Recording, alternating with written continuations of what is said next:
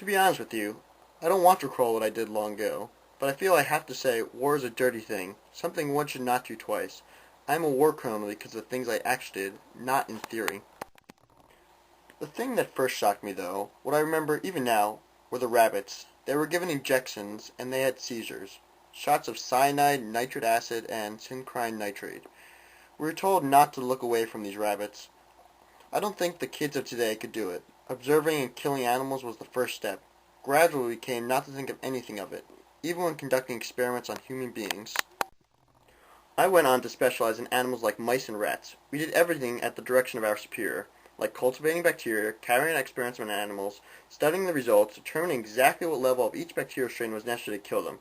Each experiment stated what animal of what weight died and how many days after an injection of what strength. When an animal died, it was immediately dissected. The heart, liver, kidneys, everything was taken out and cultures made, and bacteriological levels tested and tabulated. That means we were calculating levels of morbidity. We exerted ourselves to try to make ever more lethal bacteria. Of course, if you cut corners in your work, you yourself might be infected. One scratch and you could die. During the first year, 2 of us died. The dangerous work of handling the animals infected by disease, of course, were carried out by boys in the youth troop. Our superiors only compiled the data and judged.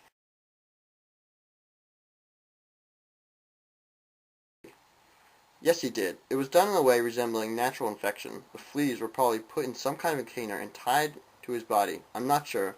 There are many ways it could be done. Yes, all of them were. Most were men. There were very few women.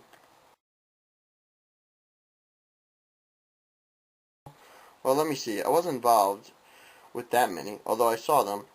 I actually did that to only one. Just that one person.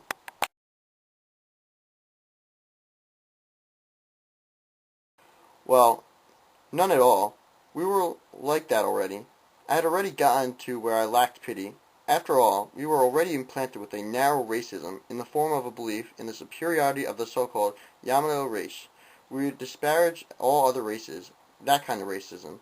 If we didn't have a feeling of racial superiority, we couldn't have done it. People with today's sensibility don't grasp that. That's why I'm afraid of the power of education. We ourselves had to struggle with our humanity afterwards. It was an agonizing process. There were some who killed themselves, unable to endure after the defeat. If you ask, did I feel hatred towards them, I'd say yes, hatred was there, but I simply had to ignore it. In other words, they were valuable experimental animals. We treated them with civility. Thus we gave them very good food. It was a lot better than the food we had. If you talk about a menu, there was a Chinese menu for Chinese people. There was a special cook. There was always taking them food. Unless you provide a certain level of nourishment, they were of no use as experimental materials. When you went into their kitchen, it really smelled good. Nothing but good smells. Yes, that was the way it was. That's why, if you call it a crime, it was. Therefore, quite a few of them refused to eat.